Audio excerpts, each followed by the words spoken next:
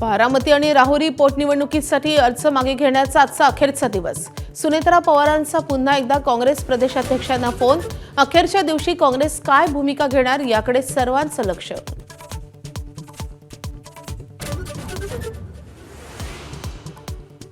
राहुरी पोटनिवडणुकीसाठी शिवसेना आणि ठाकरेंच्या शिवसेनेचे पदाधिकारी अपक्ष म्हणून रिंगणात आज अर्ज मागे घेणार का याची उत्सुकता। वंचितच्या भूमिकेकडे लक्ष। प्रकाश आंबेडकर आज राहुरीच्या दौऱ्यावर। पार्थ पवार आज घेणार राज्यसभेच्या सदस्यत्वाची शपथ। सुनेत्रा पवार, प्रफुल्ल पटेल, सुनील तटकरे शपथविधीसाठी उपस्थित राहणार। बारामती संदर्भात पार्थ काँग्रेस नेत्यांची भेट घेणार का याची उत्सुकता। बीडच्या मसाजोगमध्ये सरपंच पदासाठी पोटनिवडणूक। दिवंगत संतोष देशमुखांच्या पत्नी आज 11 वाजता उमेदवारी अर्ज दाखल करणार, तर निवडणूक बिनविरोध करण्याचा देशमुख कुटुंबियांचा प्रयत्न।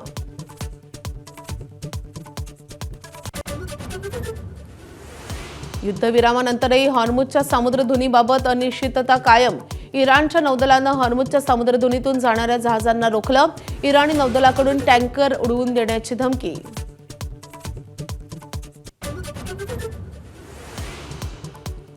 इराणला शस्त्रपुरवठा करणाऱ्या कोणत्याही देशावर अमेरिका 50% टॅरिफ लावणार। अमेरिकेचे राष्ट्राध्यक्ष डोनाल्ड ट्रम्प यांचा इराणला मदत करणाऱ्या देशांना इशारा। नाशिकमध्ये नामांकित बहुराष्ट्रीय कंपनीत लैंगिक अत्याचाराची खळबळजनक घटना। 8 महिलांची तक्रार, 6 जणांना अटक, 2 आरोपी महिला फरार। चौकशीसाठी एसआयटीची स्थापना।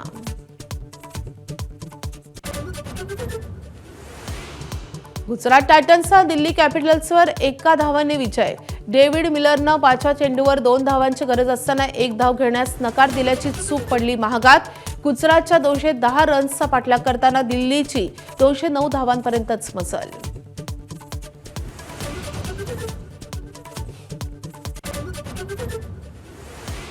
तर इस्रायलनं लेबनॉनवर 12 तास सलग प्रचंड बॉम्ब हल्ले केलेत। या हल्ल्यात मोठी जीवित आणि वित्तहानी झाली आहे। लेबनॉनमधील टायर शहरातील लितानी नदीवरील पूल उडवण्यात आला आहे।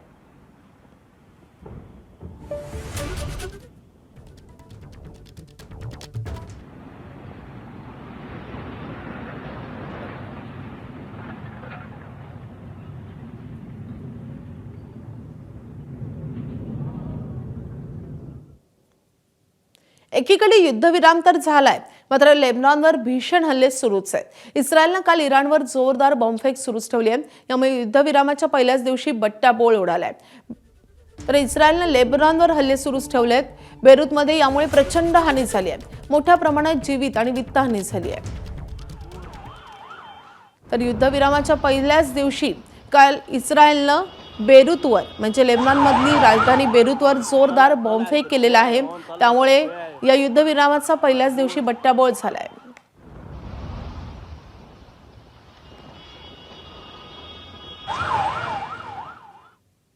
युद्धविरामावर इराणच्या परराष्ट्र मंत्र्यांनी मोठं विधान केलंय। अमेरिकेनं एकतर युद्धविराम स्वीकारावा किंवा युद्ध करावं असं अराघची यांनी म्हटलंय। युद्धविरामाच्या चर्चा आणि युद्ध एकत्र होऊ शकत नाही असंही अराघची यांनी स्पष्ट केलंय। जग लेबनॉनमध्ये सुरू असलेला नरसंहार बघतंय असंही अराघची यांनी म्हटलंय।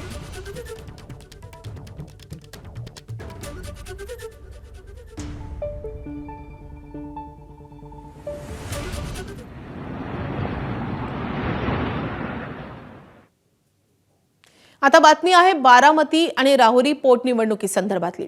बारामती पोटनिवडणुकीसाठी उमेदवारी अर्ज मागे घेण्याचा आजचा शेवटचा दिवस आहे। बारामतीत काँग्रेस माघार घेणार का याकडे सगळ्यांचंच लक्ष असेल। काल सुनेत्रा पवार यांनी पुन्हा एकदा काँग्रेसचे प्रदेशाध्यक्ष हर्षवर्धन सपकाळ यांना फोन करून बारामती पोटनिवडणूक बिनविरोध करण्याची विनंती केली आहे। याआधीही सुनेत्रा पवार यांनी हर्षवर्धन सपकाळ यांना फोन केला होता। त्यामुळे आता काँग्रेस नेमकी काय भूमिका घेते हे पाहणं महत्त्वाचं असेल। तर काँग्रेस जर आपल्या भूमिकेवर ठाम राहिली तर उमेदवारी अर्ज मागे घेतला नाही तर ठाकरेंची शिवसेना बारामती पोटनिवडणुकीमध्ये कुणाला पाठिंबा देणार हे पाहणंही महत्त्वाचं असेल। या निवडणुकीत महायुतीच्या उमेदवार सुनेत्रा पवार यांच्या विरोधात काँग्रेसनं आकाश मोरे यांना उमेदवारी जाहीर केली आहे, तर करुणा मुंडे, अभिजित बिचुकले यांच्यासह एकूण 53 उमेदवारांपैकी 6 उमेदवारांनी बुधवारी अर्ज मागे घेतलाय। त्यामुळे आता 47 उमेदवार रिंगणात आहेत। आज दुपारी 3 वाजेपर्यंत अर्ज मागे घेण्याची मुदत आहे आणि त्यामुळे राष्ट्रवादीचे पदाधिकारी कशा पद्धतीनं उमेदवारांची समजूत काढतात हे पाहणंही महत्त्वाचं असेल।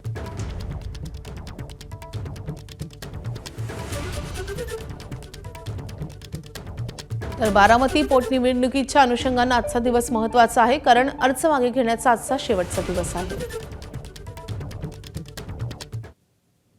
बारामती पोटनिवडणुकीसंदर्भात जो निर्णय घेतलाय तो फायनल आहे।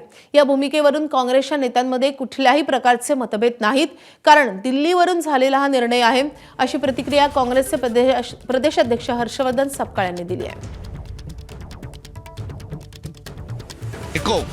आणि पारदर्शक पद्धतीने आणि एका हेल्दी वातावरणात निवडणुका झाल्या पाहिजे, ही जी भूमिका होती ती भूमिका आता बदलून वेगळ्या दिशेने चर्चा नेण्याची कुठल्याही प्रकारची आवश्यकता नाही। तरी भाजपचे नेते म्हणतात की आम्ही सुद्धा तुम्हाला विनंती केली, तुम्हाला फोन केला। नाही, भाजपचं कामच आहे खोटं बोलणं, खोटं बोला आणि रेटून बोला। आमचे स्थानिक बारामतीच्या सर्व कार्यकर्त्यांनी निवडणूक लढण्याची त्यांनी भूमिका घेतली। पुणे शहरातल्या देखील सर्व नेत्यांनी आमची भूमिका घेतली। महाराष्ट्रातल्या नेत्यांनी या निवडणुकीमध्ये मित्रपक्ष लढत असेल तर आपण लढलं पाहिजे भूमिका घेतली आणि थेट दिल्लीवरून देखील आमच्या पक्षश्रेष्ठीने आमच्या भूमिकेवर शिक्कामोर्तब केला आहे। त्यामुळे असा कुठलाही दोन गट नाही। तर भाजप मोठा भाऊ म्हणून सुनेत्रा पवारांच्या कायम पाठीशी राहील असं आश्वासन मुख्यमंत्र्यांनी काल सुनेत्रा पवार आणि पार्थ पवारांना दिलं होतं आणि त्यामुळे बारामती पोटनिवडणुकीत अडून बसलेल्या काँग्रेस पक्षाची भाजप समजूत काढणार का, भाजप काँग्रेस नेत्यांना फोन करणार का, याकडेही लक्ष लागलंय।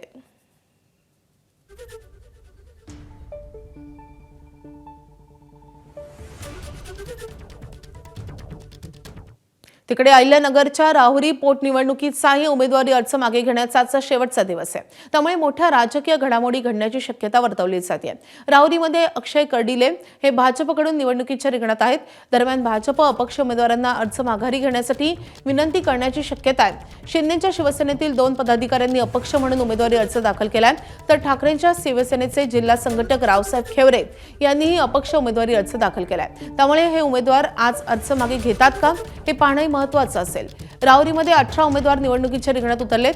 आज किती अर्ज मागे घेतले जातात हे पाहणं महत्त्वाचं असेल। सोबतच वंचित नेमकी काय भूमिका घेते हे पाहणं महत्त्वाचं असेल। आज प्रकाश आंबेडकर राहुरीच्या दौऱ्यावर असून राहुरी विधानसभा पोटनिवडणुकीत वंचित बहुजन आघाडीचे उमेदवार संतोष सोळके निवडणुकीच्या रिंगणात उतरलेत।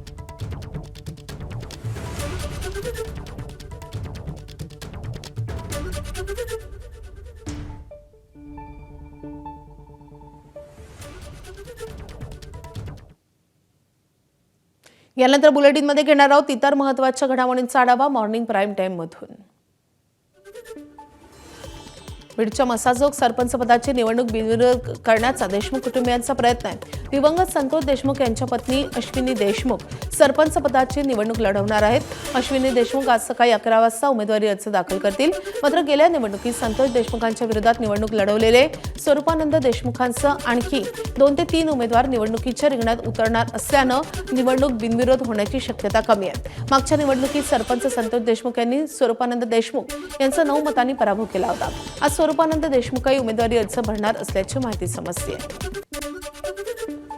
दिल्लीतील संसद भवनात राज्यसभेचे खासदार म्हणून आज पार्थ पवार शपथ घेतील। या महत्त्वाच्या शपथविधी सोहळ्याला राष्ट्रवादी काँग्रेसचे वरिष्ठ नेते प्रफुल्ल पटेल, सुनील तटकरे आणि सुनेत्रा पवार उपस्थित राहतील। दरम्यान या शपथविधी सोहळ्यासाठी राष्ट्रवादीचे अनेक नेते दिल्लीत दाखल झालेत। मात्र बारामती पोटनिवडणुकीच्या पार्श्वभूमीवर पार्थ पवार आज काँग्रेस नेत्यांची दिल्लीत भेट घेणार का हे पाहणंही महत्त्वाचं असेल। मोंदू अशोक खरात आणि रवींद्र एरंडे प्रकरणानंतर नाशिकमध्ये आणखी एक महिला लैंगिक अत्याचाराचं प्रकरण समोर आलंय।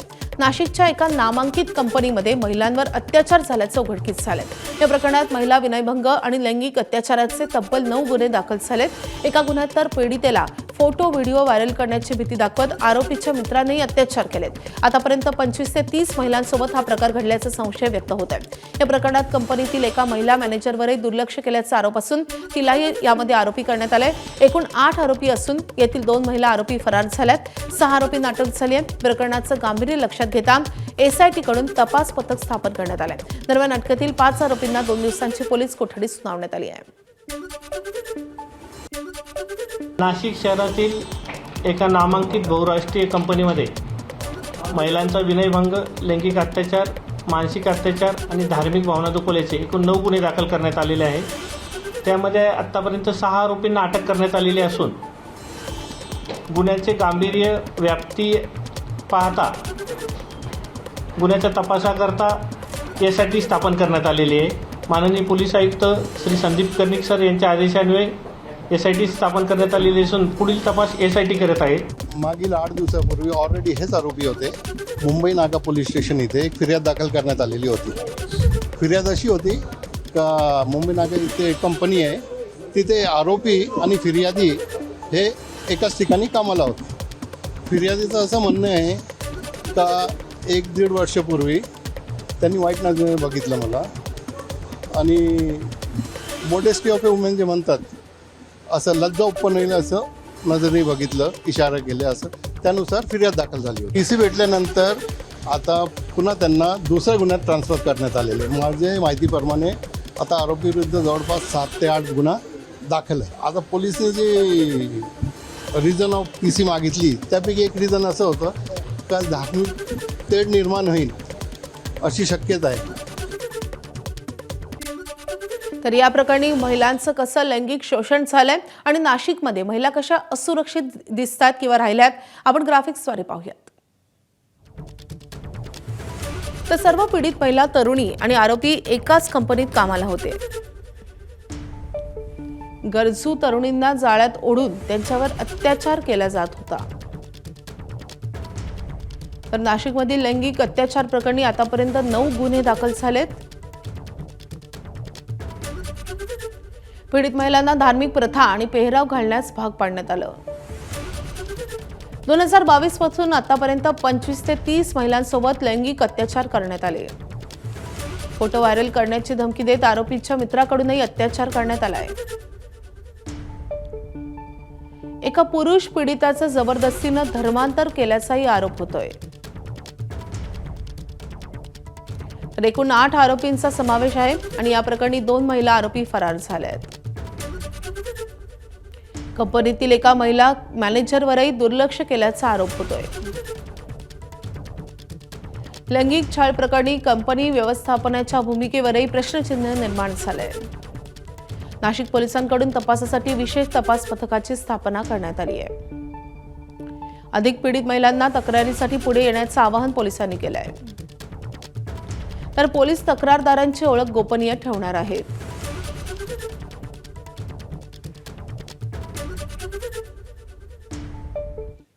तर नाशिकच्या बहुराष्ट्रीय कंपनीमध्ये तरुणींवर झालेल्या लैंगिक अत्याचार प्रकरणावर भाजपचे आमदार गोपीचंद पडळकरांनी नेमकी काय प्रतिक्रिया दिली आहे आपण पाहूयात।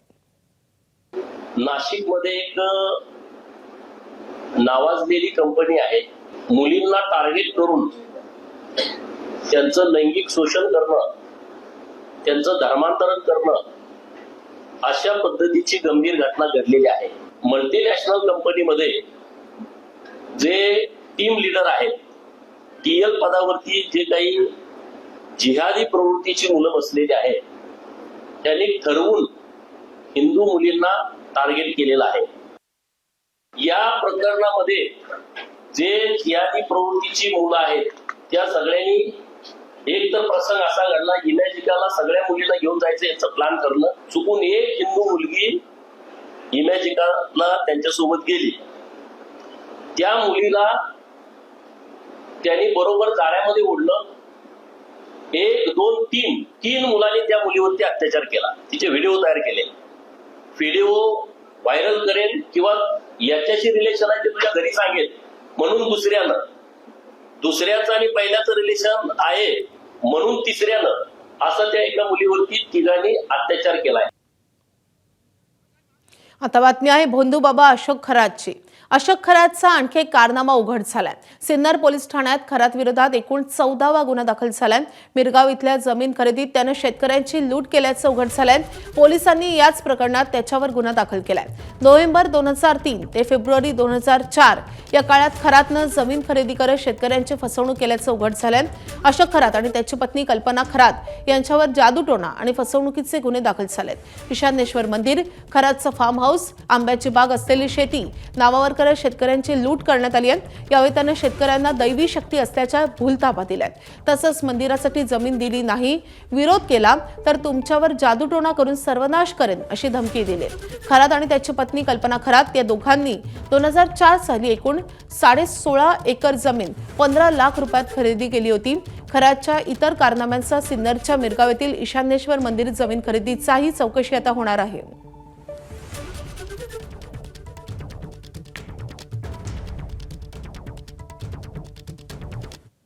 तर बंधू अशोक खरात याला आज पुन्हा न्यायालयात हजर केलं जाईल. दुसऱ्या गुन्ह्यात त्याची 7 दिवसांची पोलीस कोठडीची मुदत संपल्यानंतर तपास अधिकाऱ्यांनी त्याच गुन्ह्यात पोलीस कोठडीची मागणी करण्याऐवजी त्याला तिसऱ्या गुन्ह्यात वर्ग करण्याची विनंती केली आहे. त्यामुळे दुसऱ्या गुन्ह्यात त्याला न्यायालयीन कोठडी सुनावण्यात आली आहे. एसआयटीनं पुन्हा तिसऱ्या गुन्ह्यात त्याचा ताबा घेतलाय. सरकारवाडा पोलिसात दाखल करण्यात आलेल्या तिसऱ्या गुन्हाही महिलेचं लैंगिक शोषण केल्याप्रकरणी आहे. 7 महिन्यांच्या गरोदर महिलेवर त्यानं अत्याचार केला होता. महिलेची प्रसूती सुरळीत होण्यासाठी आणि विधी केल्यानंतर मुलगाच होईल असं सांगत महिलेवर अत्याचार करण्यात आला. त्याच्या जवळच्या व्यक्तीच्या पत्नीवरच त्यानं हा अत्याचार केला होता. याच अत्याचाराच्या घटनेनंतर खरातचं बिंग फुटलं आणि त्याचे काळे कारनामे जगासमोर आले होते.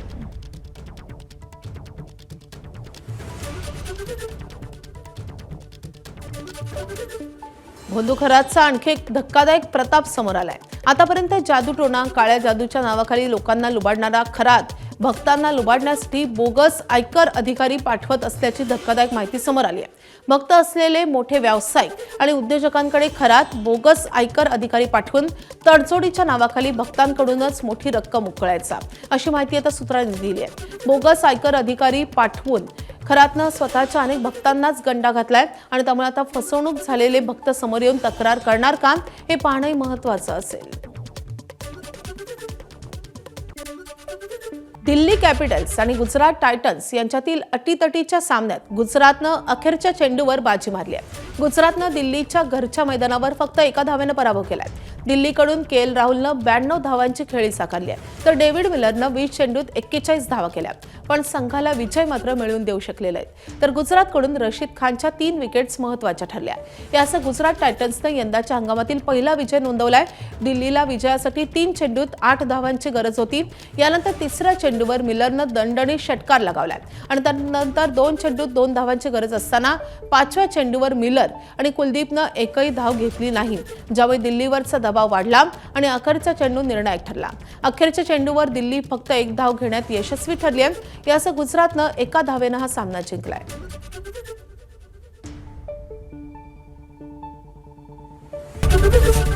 एबीपी माझा, उघडा डोळे बघा नीट.